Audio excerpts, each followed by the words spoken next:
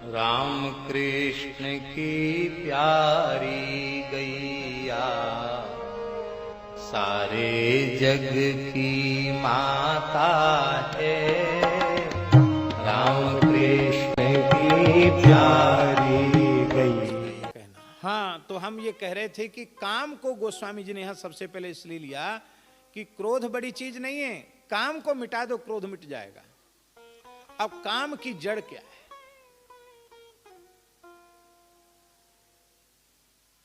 क्योंकि काम ही सबसे प्रबल शत्रु है, उसको मिटाना है।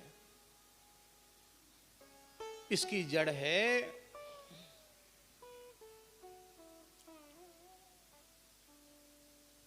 शरीर संसार का चिंतन। इसकी जड़ क्या है?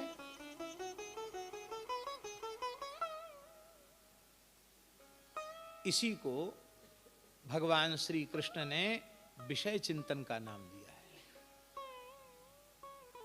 विषयान ध्यायतो पुंसः संगस्तेषूपजायते संगात संजायते कामः कामात् क्रोधो भी जायते क्रोधात् भवति सम्मोहः सम्मोहात् स्मृति विभ्रमः स्मृति भ्रंशात् बुद्धिनाशो बुद्धिनाशात् प्रणश्यति।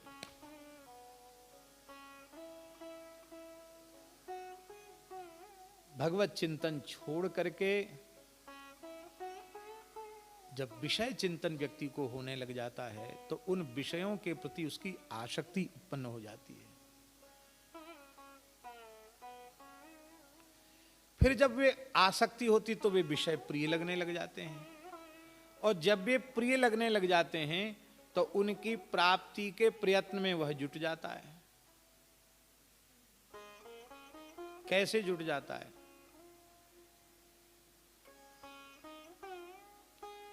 एक महानुभाव थे, हमारे जैसे एक बढ़िया उपदेशक थे। पंडिताई पाले पड़ी यही पूर्वलो पाप, औरन को उपदेशता कोरा रह गया आप। ऐसे ही थे। अपने विकारों के ऊपर उन्होंने बिल्कुल भी नियंत्रण नहीं रखा था। एक बार भागवत जी की कथा कह रहे थे, नरकों का वर्णन आया तो एक मनचली स्त्री थी, उससे उनका प्रेम था। वो भी उसमें बैठी थी। वो तो बेचारी भोली भाली पहली बार नरक सुना था तो वो बहुत डर गई।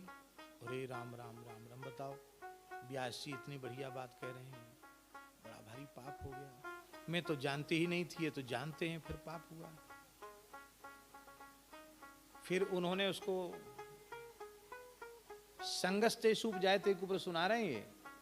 विषय प्रिय लगने लग जाते हैं तो उसकी प्राप्ति का प्रयत्न व्यक्ति करता है।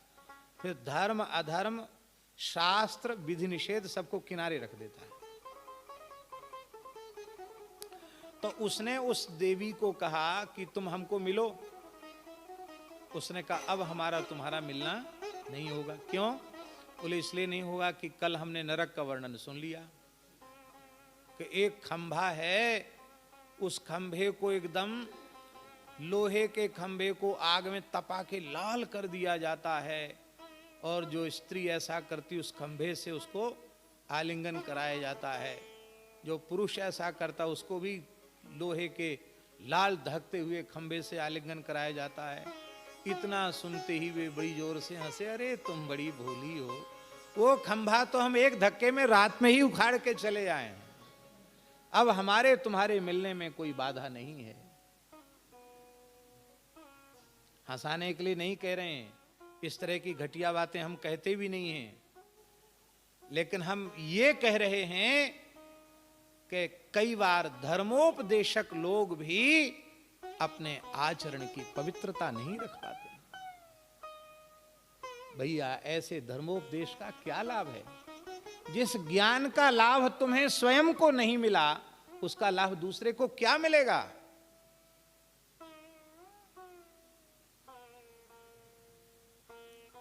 हम असत चिंतन छोड़ें, सच चिंतन करें। भगवान और भगवान के भक्तों के पवित्र नाम रूप गुण का चिंतन करें। तो किस में आसक्ति होगी? भगवान में आसक्ति होगी, गुरु में आसक्ति होगी, संतों में आसक्ति होगी, तो उनका संग करेगा, और उनका संग करेगा तो संगस्ते स्वथते प्रार्थ्या संग दोष हराहिते। जब ऐसे संतों का संग करेगा तो आसक्ति का दोष ही समाप्त हो जाएगा। यह है काम को निर्मूल करने का साधन। राम कृष्ण की प्यारी गैया सारे जग की माता